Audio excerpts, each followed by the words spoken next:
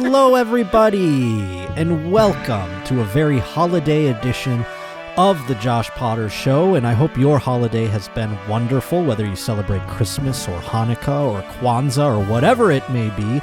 As we approach the new year, I hope that you are nice and relaxed, and you've enjoyed the company of your family and things like that, and you're ready for a new year, not only in your own lives, but right here on the Josh Potter Show. And what we do at this time of year every year, at least last year and now this year, and hopefully moving forward, is our annual ROACHY Awards.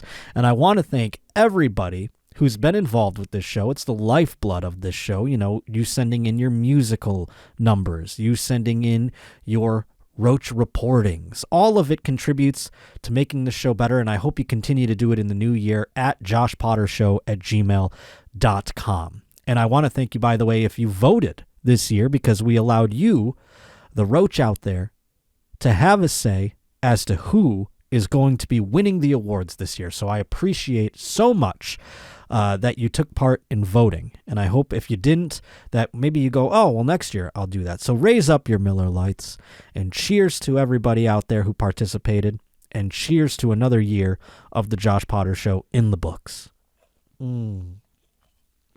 It's so good once it hits your lips. Oh, my Lord. And I want to start things off with a very important category. And this one involves the Roach reporters out there. It is Best News Story for 2022. Here are the nominees. Episode 82 and 98, The OnlyFans Murder. Not only do we have a definite murder, we also have an attempted murder. And boy, oh boy, the attempted murder, it has been done by someone that I know fairly intimately, I would say. You see, a woman on OnlyFans, she decided to stab her boyfriend.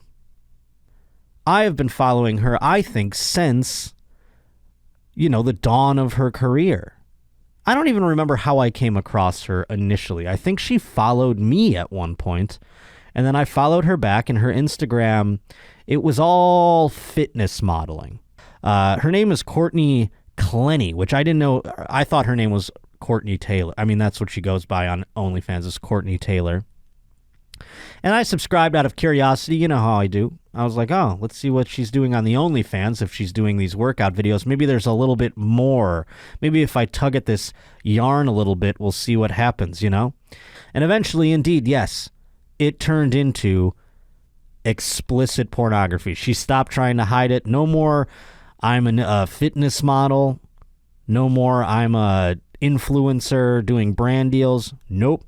Straight. And I don't know what kind of downfall or upfall one would need in order to have that happen. Can we pull up a picture of this woman while we're discussing?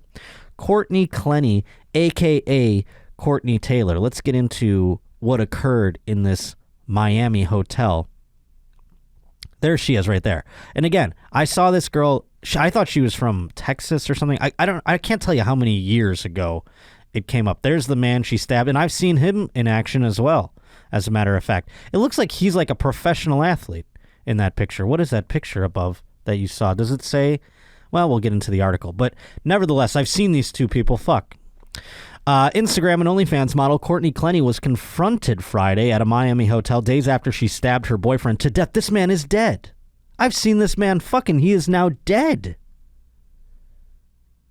I don't know if I still have access to these. Once you purchase the videos on OnlyFans, they are yours to have and to hold. Episode 105, Chuck E. Cheese crime spree. But next up, we have a follow-up, or I guess a continuation on what kind of menace is attending a Chuck E. Cheese. I said last week that as a child, I fucking hated Chuck E. Cheese, and I never went, and I thought it was just for dirtballs who didn't have video games at their own house. And boy, oh boy, I am being proven right time after time. And we talked about a story last week with Ryan Long about a woman who during an altercation in the mezzanine, or what did they call it? The vestibule of the Chuck E. Cheese. They had an altercation and a woman brandished a firearm, which then went flying out of her hand into another woman's hands. That woman then fired it in the air for some reason, because that's what you do when you pick up a loose gun. And then all of a sudden it was rustled away from her, and another woman fired the gun. And a car then all of a sudden crashed into the front of the Chuck E. Cheese. It was bedlam. It was like a scene out of a war movie at the end of the day, just pure chaos. Well, turns out this harkened a story in Kirsten's background. I'll let her explain.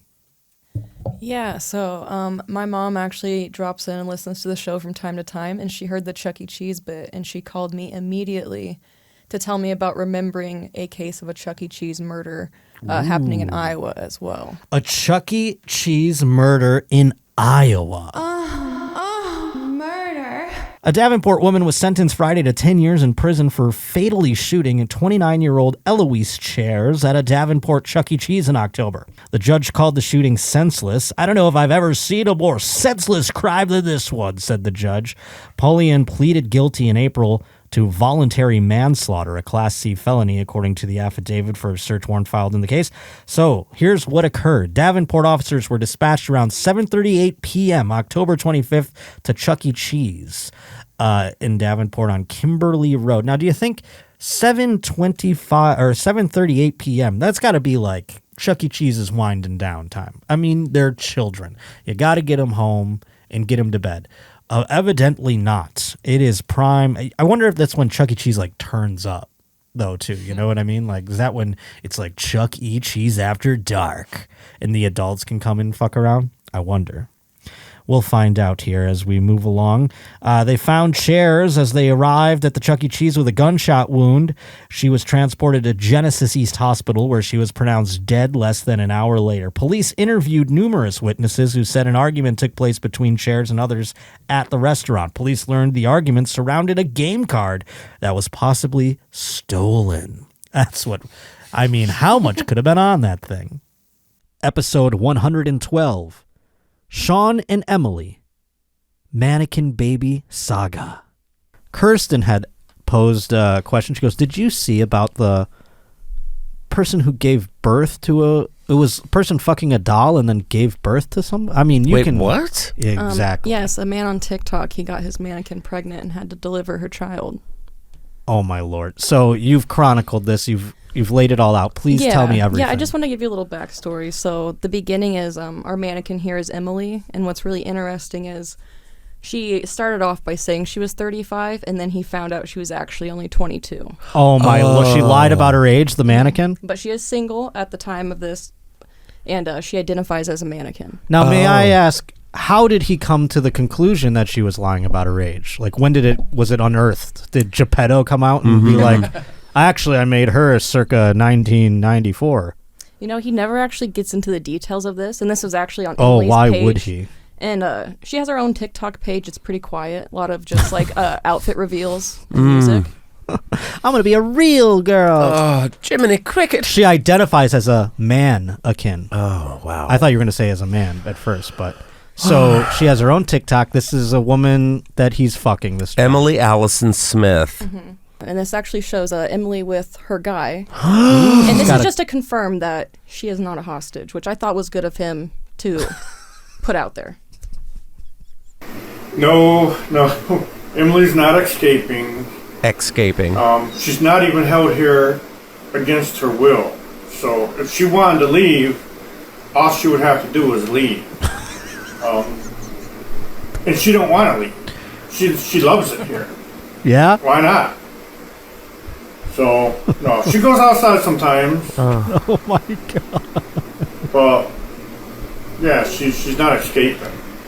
Oh. So, yeah. Meanwhile, the doll's in its own prison. It's like a witch put a spell on somebody, and now they're trapped into this doll's consciousness. And they're like, all I want to do is leave. Yeah, it's some demon, Annabelle.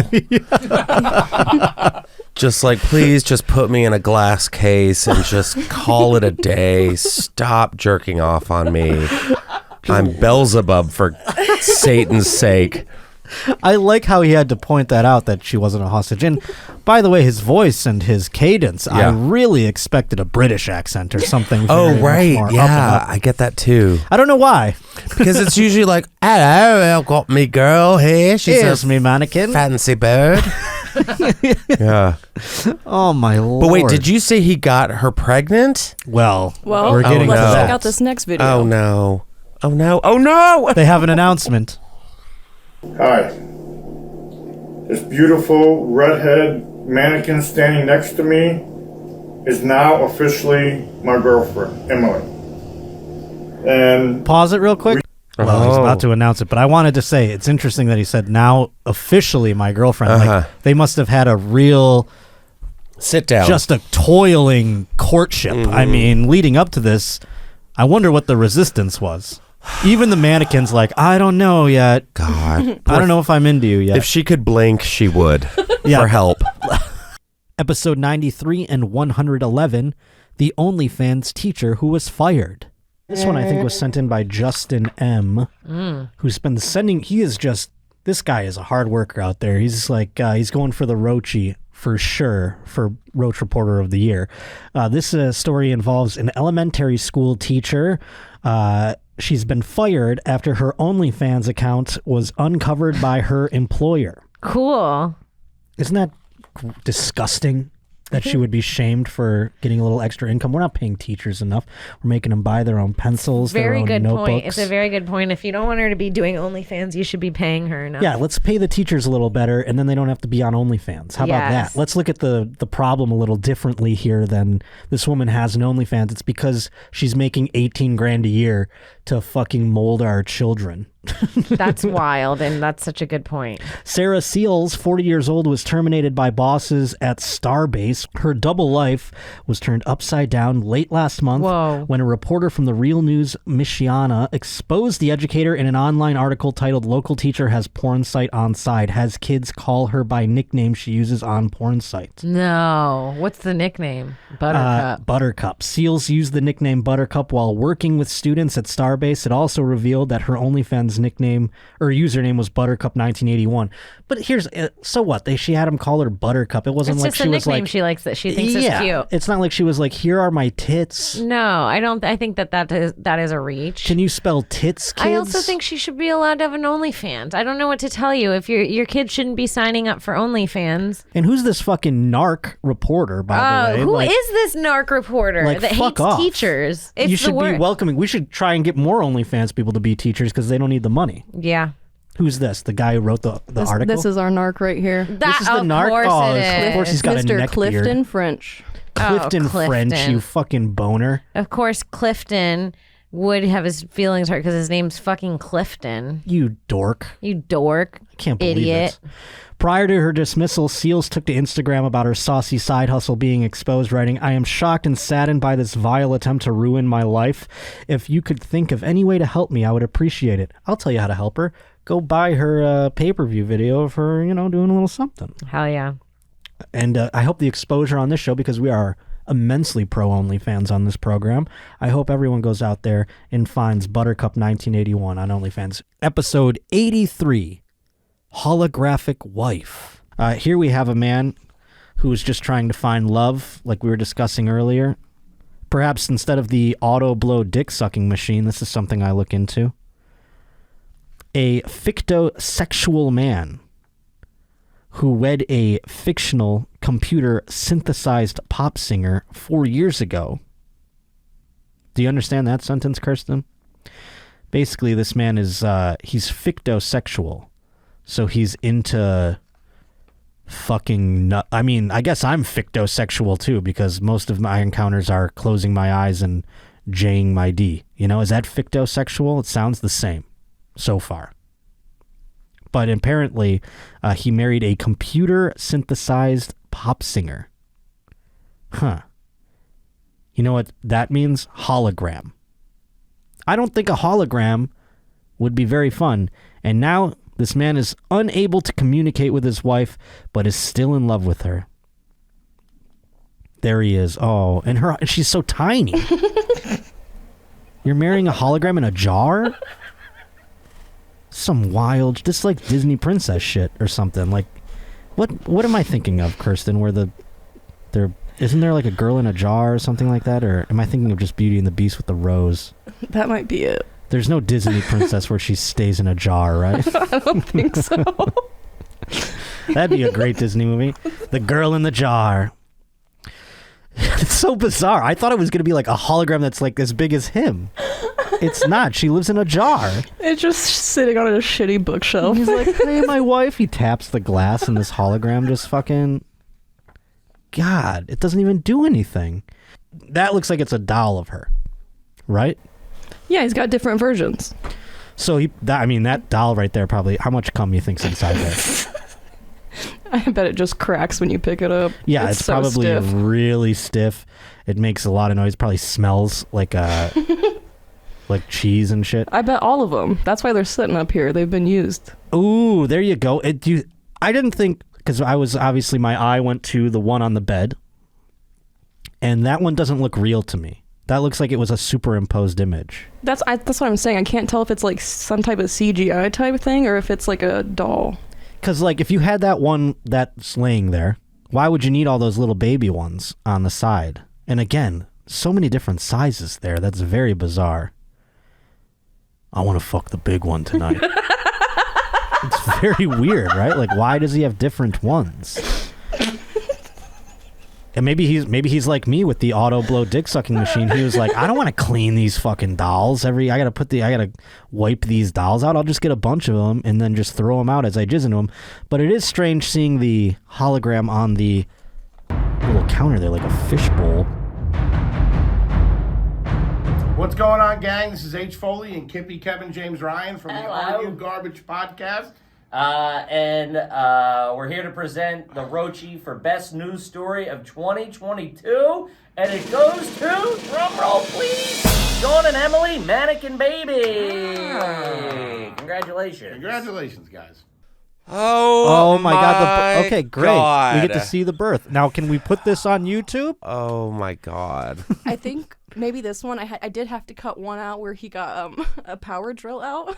Oh, So well, I didn't pick that one, but he had to create a new hole.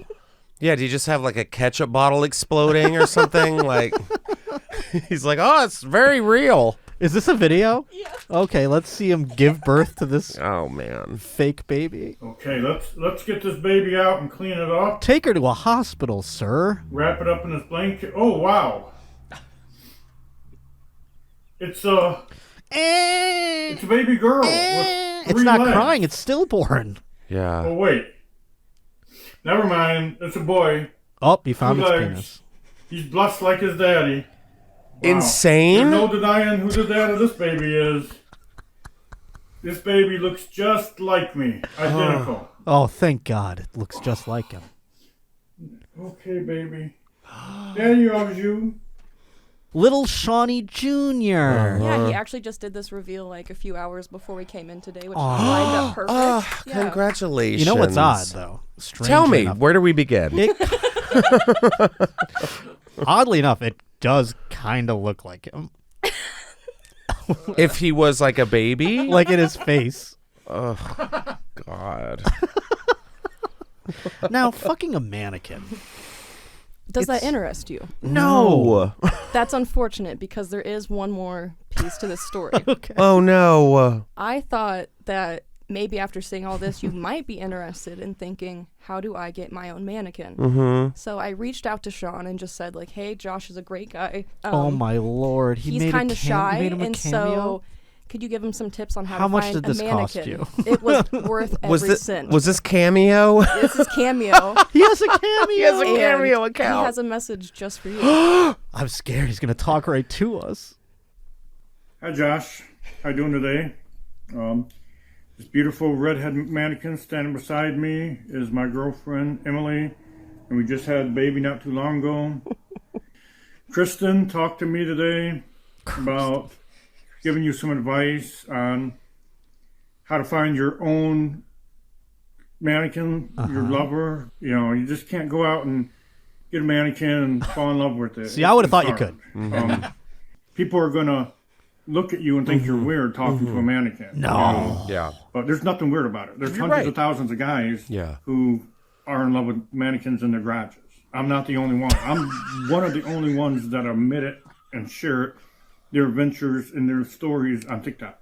If for some reason you can't find a mannequin and make her fall in love with you at a department store or something like that, you could always go to eBay or Amazon.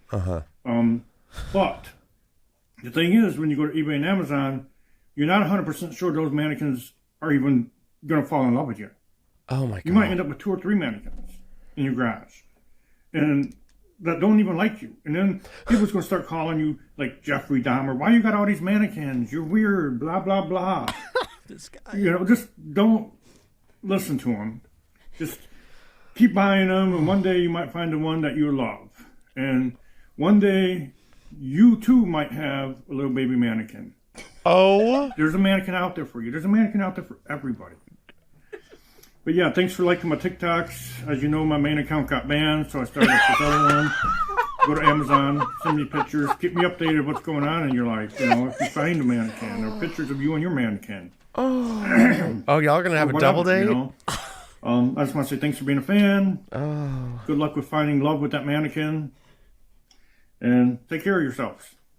Hey, Shawnee, thank you.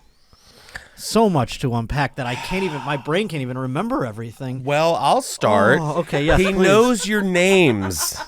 Thank you to everybody who participated in the best news category. If your story was nominated, thank you so much for being a Roach reporter. Next up, we have the best sports story. We cover sports here on this program. Of course, often it involves Mr. Cecil Wilson, but guess what? This year on the Roachys, a special Cecil Wilson category, which we'll get to later on in the program. But right now, best sports story, one that has captivated the Roach world out there. Here are the nominees. Episode 103, Oregon fans BYU chant. In other places around the globe, fans are reaching new heights. I have to give a shout out to the Oregon Ducks. Their fan base, just another fun chant, and I can't imagine this doesn't happen more often. But the Oregon Ducks were playing the BYU, whatever the fuck's, the Mormon people, where Zach Wilson is from. Brigham Young University, and it's all Mormon kids. I don't even know if you can go there. I was trying to have that conversation with somebody, because you're not necessarily, you're in the Army if you play for Army, or you're at least in the academy. So then you eventually become a member of the Army, I do believe. But do you have to be Mormon to go to Brigham Young University? I would imagine you wouldn't give a shit about going to Brigham Young University if you weren't Mormon. That being said, it is a pretty highly touted D1 school, considering it's all Mormons at the end of the day. So Oregon playing against BYU, and there was a vulgar chant being chanted to. Now, to BYU, anything is vulgar. You know what I'm saying? You could say, like, kick their ass, and they'd be like, oh, they said ass. Can you believe it? But let's see what the Oregon Duck fans, do we have the video of them chanting? Fuck the Mormons! Fuck the Mormons! That wasn't very long. This made news? That seems like something fun that you would do anyways. Like, that wasn't like the whole stadium. The way that the article made it sound, where Brigham Young University had to come out, or Oregon, had to come out and make a statement about this. They issued an apology based off of, like, not even an entire section yelling, fuck the Mormons. Good golly. On Sunday, Oregon released a statement and apology after a video surfaced online showing the program's student section chanting, fuck the Mormons. And barely, by the way. Maybe like 12 kids were doing it. The University of Oregon sincerely apologizes for an offensive and disgraceful chant coming from the student section during yesterday's game against Brigham Young University. These types of actions go against everything the university stands for, and it goes against the spirit of competition. We can and will do better as a campus community that has no place for hate, bias, or bigotry.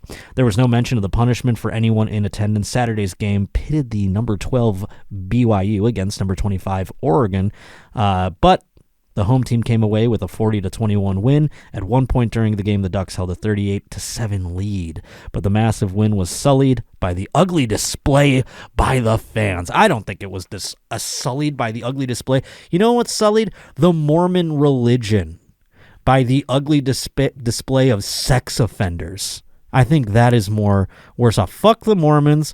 I can't believe no one chants fuck the Catholics when Notre Dame comes around. I would love to. I am of the line of thinking that the Catholic Church is like borderline a terrorist organization at this point, based off of the systemic covering up of child molestation just running rampant and still running rampant. And then they don't pay taxes and have a bunch of money. I don't know. If this was a bunch of guys in turbans, we wouldn't be very excited about it, right? Episode 93. Zach Wilson gets mom's friend for sex. Jensen Fairhurst writes in, hey, Papa Roach, enclosed is a link to a Daily Mail article detailing Zach Wilson, quarterback of the New York Jets, sleeping with his mom's friend. Outed by his former girlfriend, who is now dating his former college teammate and Washington Commanders wide receiver, Dax. I don't know how to say this guy's name because he's kind of a scrub on the team. Milne, I believe. Okay. The bright lights of the big city would corrupt this little Mormon boy. And boy, were you right. Can't wait for the next episode.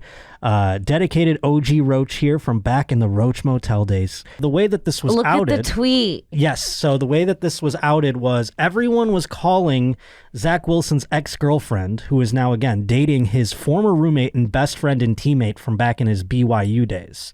And they were like calling her a homie hopper. Mm-hmm. Multiple people, not just this one. Oh, I love this. So she outs Zach Wilson. She says he was sleeping with his mom's best friend. That's the real homie hopper.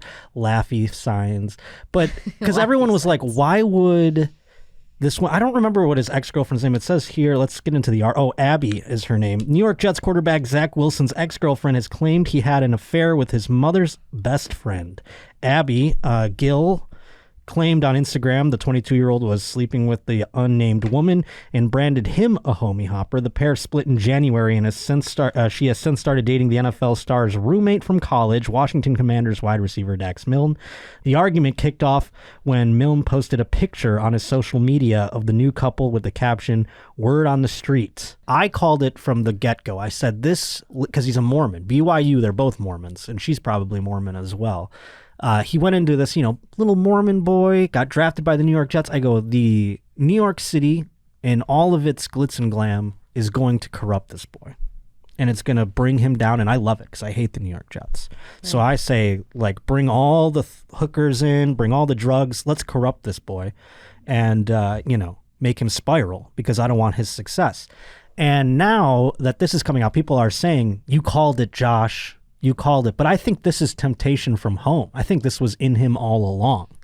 This is his mom's best friend. Yeah, he's been wanting to bang this lady for years. Right. And his mom, by the way, during the draft made waves because she had her titties out. She was everyone was like, Zach Wilson's mom is hot. No. My theory is that his mom has always been an attention whore. She's always been this person. This didn't just happen. Her personality didn't suddenly change. No, not at all. It's who she is. And I think she has probably fucked some of his best friends. And he is doing some sort of revenge thing on her because he's like a nice kid, but he fucking hates his mom. Yee, I like that. Episode 85. Bob Sheridan announces his crimes. And we first came across him very recently when he decided to spell a few comments about the inner city blacks. So let's refresh people's memory about that one. He kind of runs come si dice in Italiano. Let's just say he runs Sicily. Okay, all right. You get the picture, Paulie, because you are a Greece. No, you are Italian. Sorry. No, that I could have got fired for. Pause it real quick. When we're on. I like how in that part I didn't mentioned this the first time, I don't think. I like how he goes, I could get fired for that, for almost calling him a greasy Italian. That was the part he's like, oh, I'm really getting crazy here. And then he continues. Off the air, we talk like that all the time. And my son uses it. We're not supposed to use the N-word. I know we can't use it on the air. And I'm not supposed to say it outside our room. So I don't. It's disrespectful to a horse of a different color, let's say. Larry Medina says he doesn't want to say anything about Morales' lady, but she's a sexy caramba. I like how that guy tried to move it on by talking about the other man's lady. That makes sense. But yeah, there's a whole bunch of stuff there, and people are like, hey, thank God no one's watching boxing, because Bob Sheridan can just exist in this world of wild things to say, and nobody's really calling him out on it. Well, Kirsten, you've come across a couple of other things, eh? Yeah, I found 2 more. I really enjoyed this guy and what he had to say, so I thought I'd dig a little further. A fight in Boston one day, and I got a black eye. I hit a guy with my car, and he gets out, and his wife comes around and throws a purse at me. I didn't even think. I turned and I knocked her out. I'm not proud of that at all. Oh, no. It doesn't sound like it. Doesn't sound like you're proud of it. You're only bringing it up for no reason on a broadcast. I'm not proud of that at all. There's so much to unpack in that part. He hit a person with his car. So he's completely in the bad here. He's completely in the wrong. And a woman got mad at him because she and her husband were struck by his vehicle. So he punched the black woman in the face. He's like, oh yeah, knocked out some teeth. I don't get what she was so angry about. Oh, I'm a totally different guy now. I learned I can't say the N-word when the door's open. Big Red Hook says you had a movie situation happen to you. You almost got carjacked by drug smugglers. That's right, I did. That's how I got shot. But I killed 8 of them that night in my vet. They crashed their car. Yeah, well, no. Here's what I did. I got the guy. Yeah, Colonel. My buddy guy said, no. We can't even, we shouldn't be talking about this. You know what? Oh, pause it real quick. I love it. They're like, all right, we can't tell this story. There's people off camera going like, no, shut up. What are you doing? He's like, all right, let me tell about how I murdered 8 people. All right, go ahead. Yeah, the short story is you almost got carjacked. You survived. We're happy you're here. The short story. And they ended up getting run off the road themselves. Yeah, and I killed 8 of them that night, which I wanted to get that in. And Dee Dee doesn't like that, so I got to stop talking about that. Mm-hmm. But there's 8 dead men. Episode 71. Dale Earnhardt goes too fast. Not only is the Daytona 500 coming up very soon, but Dale Earnhardt is in the news. A suspect in Las Vegas crashed and said the ghost of NASCAR driver Dale Earnhardt told him to drive the wrong way. A man accused of intentionally driving the wrong way on the 215 Beltway told the judge that the ghost of the NASCAR driver told him to do it.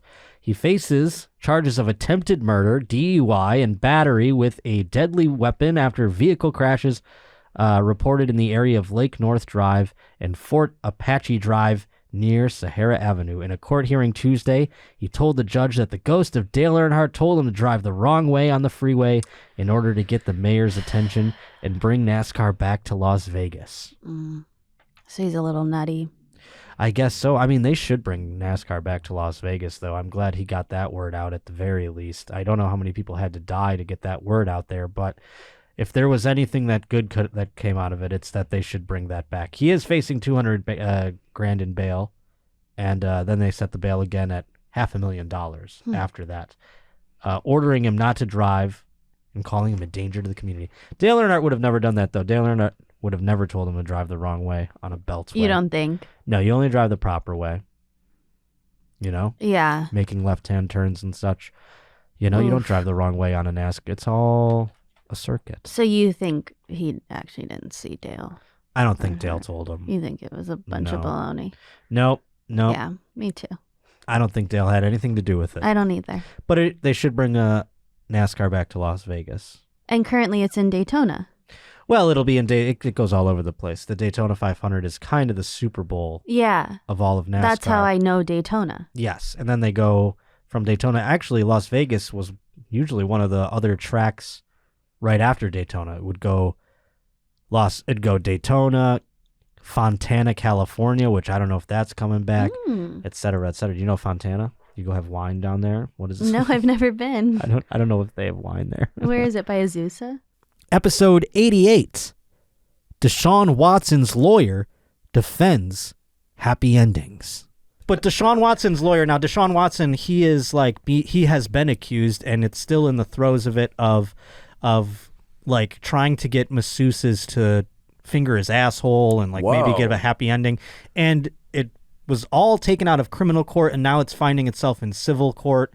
And these are like legit $1,000 massages. Yeah, these are He's like not going to athletic- like, right, you know, yeah. 37th and 8th in fucking Midtown Manhattan. Right. These are like women who are like physical therapists who wow. who are giving like that's finely never tuned happened. athletes a massage. Because And he's there's like a little language. There's like a love language. well, what he was saying that to you them have to was do. massage my glutes, and then he would show them his asshole, which What? isn't his glutes. I mean, if No, any, that guy needs a biology lesson. Yeah, that's exactly. Yeah, he needs a little lesson in anatomy. They were like, "That's not your glutes, sir," but he's like, "Well, touch there anyway."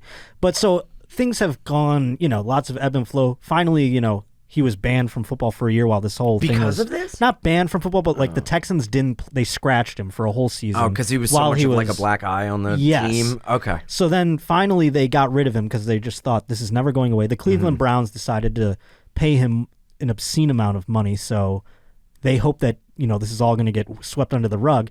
And things are finally coming out. People are waiting to find out how long will he be suspended for. Will he be suspended at all? Is he going to pay all these women off in civil court? So for whatever reason, his lawyer decides to go on a radio show. Oh, no. And this is what he decides after the interview is over. The interview is completed. All he has to do is say goodbye, but he goes, let me make this point. And then he jumps in with this.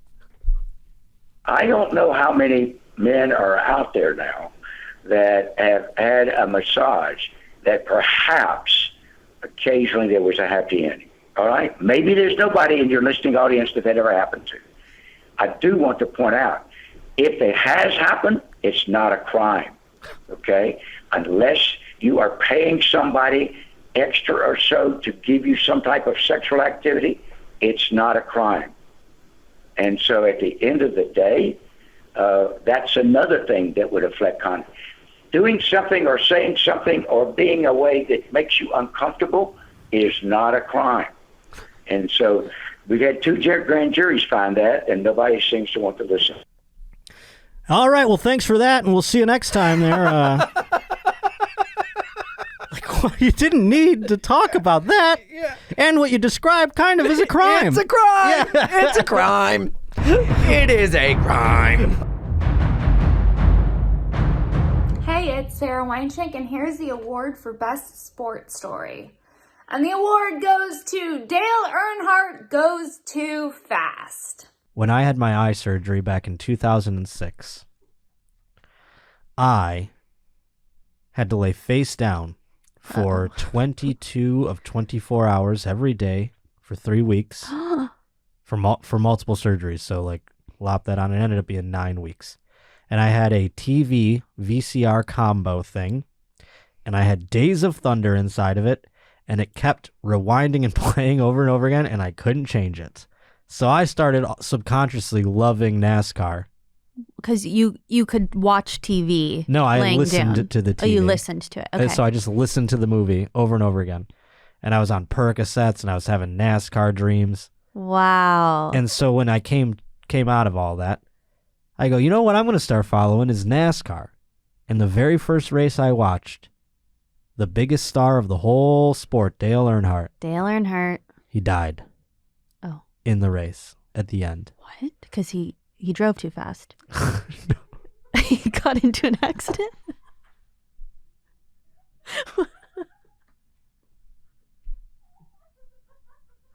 I missed the mark. Was he not competing?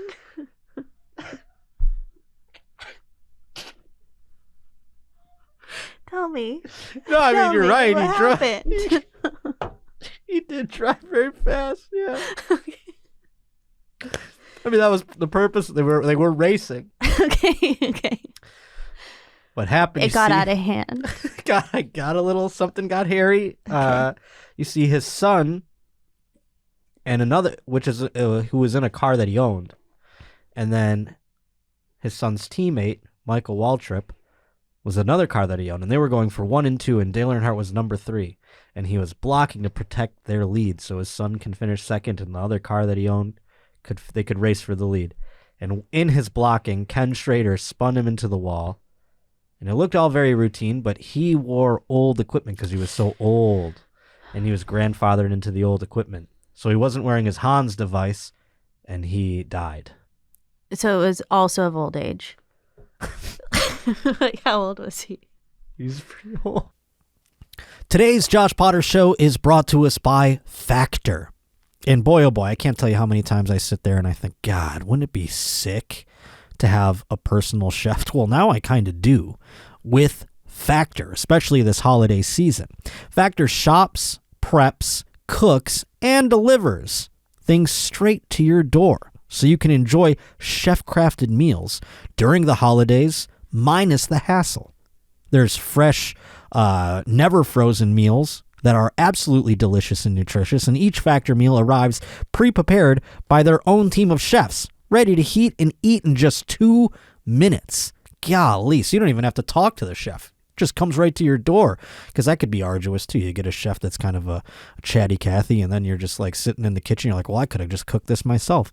But no, now it just comes right to your door, ready to heat and eat in just 2 minutes, cheaper than dining out, so you can put the money towards holiday fun. In addition to ready-to-eat meals, they cold-pressure juices, smoothies, energy bites, extra protein, veggie sides, and more to keep you going in the new year. So right now, all you got to do is go to go.factor75.com/Potter60 and use code Potter60 to get 60% off your first box. Get that again. That's code Potter60, and all you got to do is go to go.factor75.com/Potter60 and you get 60% off your first box. And if you have any complications with that URL, just go right to the description below and you can click it right there. Easy peasy. Thank you to Factor, and enjoy the rest of the show.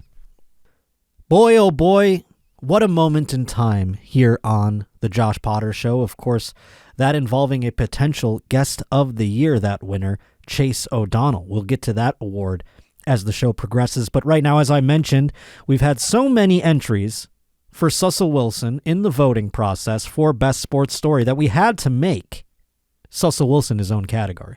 So what was the best Sus Russ moment from the podcast here in 2022? It's getting its own Roachy, folks. Here are the nominees. Cecil Wilson trying to play with his kids. Practicing high fives.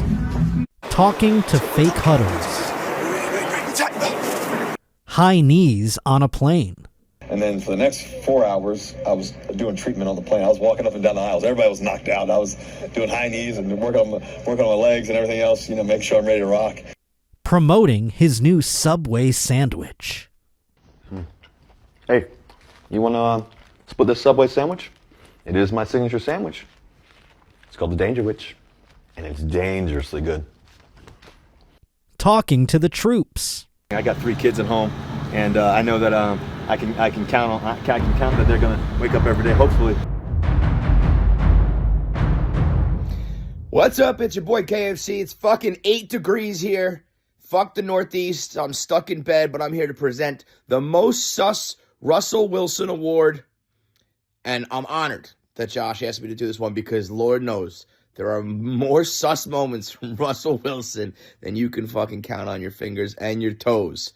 But the winner is the Danger Witch. You had to know it. The Subway Danger Witch. It was the most sus thing he's ever done. What the fuck was that about? You ever done anything dangerous?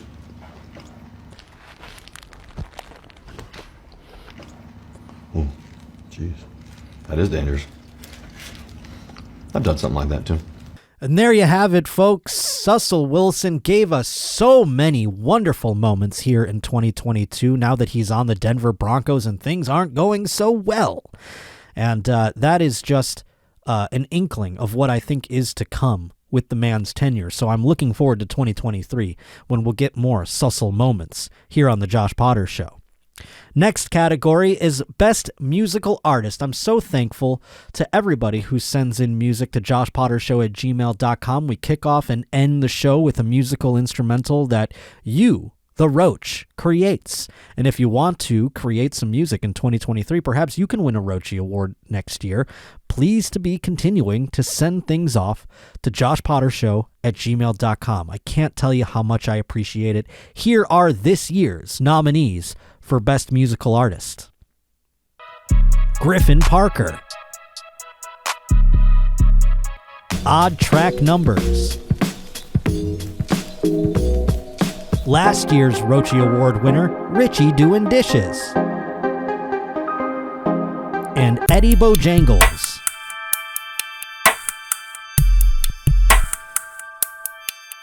Hi, I'm Grass Kingdoms. You might remember me from songs such as Nadav is Googling, Acupuncture No More, or Smooth Operator. I'm here today to present the award for Best Musical Artist of 2022 for my favorite annual tradition, the Roachys. So without any further ado, where'd I put that thing?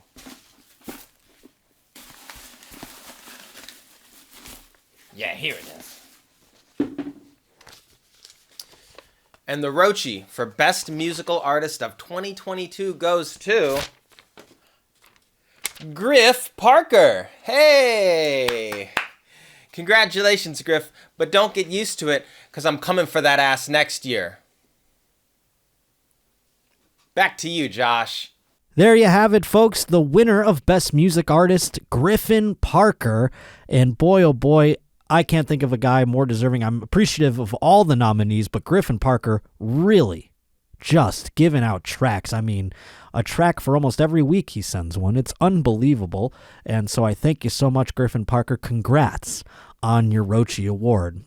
And this year, we do Queef of the Week here on the program, and I like to only designate that sort of title on people who are truly deserved. So sometimes we don't have a Queef of the Week. But I think we can all agree that the Queef of the Year is one gentleman in particular, and that gentleman is Clifton French, a reporter who exposed our OnlyFans teacher and made it so that she was fired from her job and kind of dragged through the mud. We heard Sarah Jury talk all about it. Here she is. The termination was actually my boss's boss. So that guy that you had talked about on your show a couple months ago, there is this local, he's a very extreme right-wing conservative blogger. And he has this strange vendetta against teachers. His ex-wife is a teacher. And so he's constantly trying to get teachers fired. He just tried getting a gay band teacher fired at the high school, actually. He's trying to get teachers fired, and he's giant, conservative, like religious guy. It's clear. And he's probably, I'm going to just venture to say, I'm not saying that you're signing off on this. This guy probably has worse skeletons in his closet at the end of the day. I'd love to reverse journalism him and find out, he's probably a pedophile or something like that. I'm just going to, He actually has a domestic violence charge, a drunk driving charge. Surprise. And he just lost his son in a custody battle with that teacher ex-wife. So yeah, it's crazy where it's like, man, you cannot be the morality police when you have an actual criminal history, and I wasn't hurting anybody. So yes, Clifton French gets the coveted award of Queef of the Year. And since he's blocked me on Twitter pretty quickly, by the way, the second the episode dropped, he basically blocked me on Twitter because so many of you were tagging me and things. Well, why don't you go let him know that he won Queef of the Year, because I'm unable to. I can't give him his award. So maybe you can deliver it for me. Make sure you let Clifton French know that he is, in fact, the Josh Potter Show Queef of the Year. Our next category is a coveted one. It's one that I think so many folks out there seek to get. It is our version of the Marconi Award, really. It's one of our highest awards here on the program. it is Roach Reporter of the Year. So many people that we have to mention as honorable mentions for Roach Reporter of the Year. The names being the honorable mentions going to, according to our votes that we've tallied, Jason Brown gets an honorable mention, RJ, C. Riley, Luke Rutz, Jefferson Nally, who held the title last year on the Roachys, and so many more who write in. I mean, the names are countless. Those are just some of the top names who sent things in. But this year's winner for Roach Reporter of the Year, and he provided us with such wonderful articles as Thanksgiving Dismemberment, a CEO puts 9K hit on his wife, Shit Express exposed, MMA fighter does stem cells in penis, grandma in freezer, and one that definitely had a long-lasting effect, the vagina chips, all sent in by the great Justin M. A Roach Reporter out there, Justin M. This guy's coming for Roach Reporter of the Year this year. I mean, really? He sent in just stacks. He's been doing a lot of journalistic work out there. Vagina chips is the headline, sent in by Justin M., who's been sending, this guy is a hard worker out there. He's like, he's going for the Roachy for sure for Roach Reporter of the Year. Justin M. sent this in, joshpottershow at gmail.com. This story involves an elementary school teacher. She's been fired after her OnlyFans account was uncovered by her employer. Roach Reporter sending this one in. This from Justin N. This coming into us from Justin M., who sent it over to joshpottershow at gmail.com. A reportedly since fired Jackson County, Missouri public defender has been sentenced to federal prison for smuggling heroin to a prison inmate with whom she had a romantic relationship. Oh boy, and Justin M. going hard for the Roach Reporter of the Year. I mean, this man, I should put him on the fucking payroll at this point because he sends in so much shit. Good golly. And in this case, oh boy, we have Arizona teachers, a couple, fired for their OnlyFans. Thank you, Justin M., for that bad boy right there. And this year's Roach Reporter of the Year, congratulations. A very coveted award, and I hope you continue to submit in 2023. And same goes for all the rest of the honorable mentions there. Some of the people who are up for the award, I hope they continue as well. And if you haven't submitted anything, I hope 2023 is the first year so many more decide to dip their toe into the pool, the reporting pool, that is, and send things into joshpottershow at gmail.com.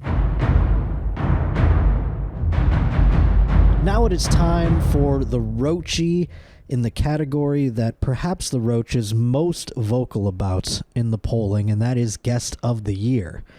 And a lot of people have a lot of feelings about Guest of the Year, but without further ado, here are the nominees. Stavros Halkias. Your dad didn't get snipped late in life, did he? That'd be crazy. You know, I don't know if my dad's dick He'd be is a traitor. circumcised. Should we call him and ask Let's him? call him. Does he speak Greek? Yeah, you want to speak Greek to my dad? Oh my God. God. This is hilarious. My dad just had surgery, so he's like gonna be all weird too. This is gonna be awesome. Hey, how you doing? Hey, how are you? I'm doing a podcast here with my friend Stavros, and he speaks Greek fluently. Yes. Stavros, γεια σας. Γεια σου, τι κάνεις, Σταύρο μου? Καλά, εδώ με τον Josh είμαι. Είχε μία ερώτηση. You have a question for him. Yeah. Well, we were asking, because Stavros' father is from the old country, obviously. Are you circumcised? What old country? Which old country? Well, you're from Egypt, but he's from Greece. Right.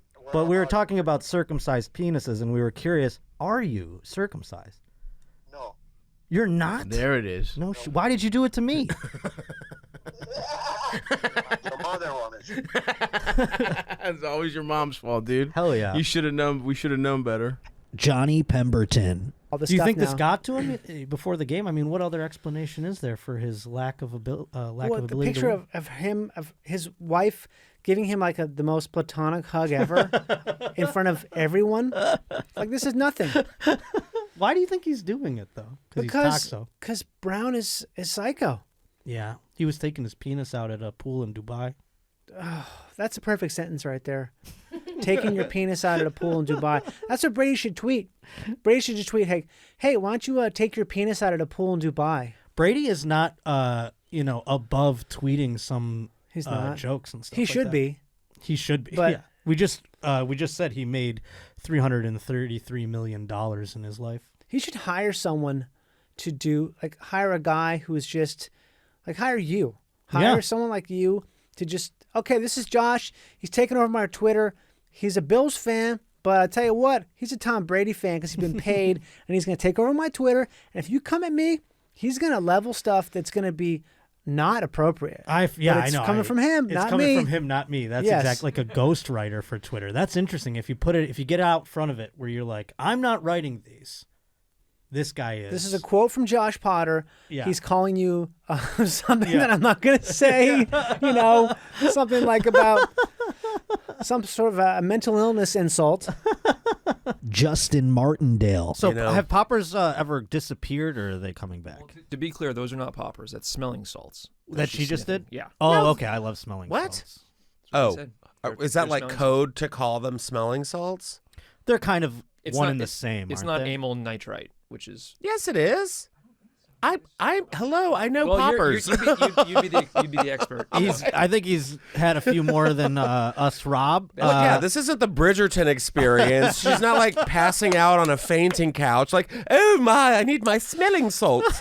No, she's doing hard rush that you buy at a fucking smoke shop that's in a fridge. Yeah. Because I was at a comedy club recently, and not in LA, on the road, and people were doing poppers in the kitchen. Like it was like going out of style. Yeah, it's like the kids are into it now. Yeah, and I'm like, you guys having butt sex or what? What's No, going on? it's just like it's the new huffing. Sarah Weinshank. I watched Because Dumbo is a story about elephant abuse.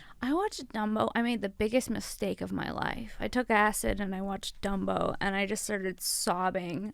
Which part got to you? The whole fucking movie. I was it's so like, sad. it was the darkest shit ever. And I was like, this was the worst idea out of all of the Disney movies to pick. That was when they were really, I don't know what was up Walt's ass. Maybe it was just the Jews got to him so much that he was like, I'm going to make every animal suffer. Yeah. But Bambi, Horrible. Dumbo. Yeah, I'm definitely affected by Disney culture. My Instagram is Princess Shank. I mean, Cinderella is a great example of a woman who was like, this bitch is cleaning, and then she's got a glass slipper. She's cleaning and she's talking to the mice, and I was jealous that she had the mice friends. To be Well, honest. that's mental illness. You see that they painted very nicely in Cinderella. Cinderella was schizophrenic, and she was just, she was living up in that attic, going crazy. They're making her. She was a slave. You ever read the book Child called It? It's about a abused child. Yes, exactly. That was Cinderella, but churched up for Disney. She was up in the attic. She's like, the mice are singing like Cinderella. They weren't doing that. There were just mice running around on her face and shit. No. And then some prince saw those tits and those crazy eyes, and he's dumb. He's an inbred loser, so he doesn't know any better. He's not mentally with it. He's a child. He's a prince. And fucking who knows when. And so he's just some inbred, short-sighted dolt. So he's going to be like, I love this fucking girl, He's a fucking idiot. So they got together. That checks out. Yeah. Kim Congdon. It was detailed in the International Journal of Surgery case reports. We present a case report of severe penile fracture associated with sexual intercourse, reads this July report. That the 50-year-old patient, this man was 50 years old. I can't believe his dick was hard enough to snap. He's reported to the hospital claiming that his penis had been swollen for hours. Whoa. Following the mishap in the sack. According to the study, the frisky fella... Oh, my God, enough with the alliteration. The frisky fella. Yeah. They've been having intercourse with his wife when he felt a crack. A crickling crack on his cock.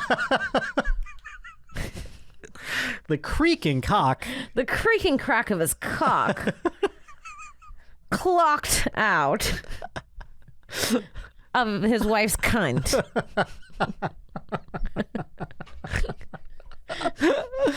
Oh, it's like a Dr. Seuss book. Annie Letterman. So I go, what took so long, Doc? He shows me this. I go, I deal with my emotions around this being thrown in my face, just as you are now. yeah. The way you feel now is how I felt, and I was shaking and quivering, and I got through it.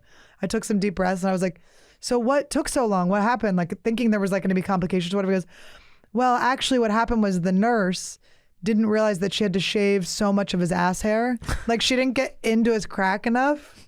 So they had him all dressed up, ready for the surgery, which I guess takes a long time.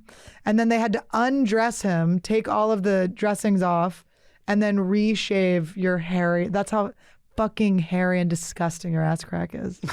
If that wasn't enough proof. You had to throw disgusting in there? Well, maybe just the. I mean, can it delicious? Just be hairy? I don't know what you Can it just be hairy? I've had a few women venture down that way. Listen, and they may miss the hole. They may go to the wrong hole now. Chase O'Donnell. And it was a surprise. He was like, I can't wait to show you where we're going. We roll up in a taxi. This is before Uber.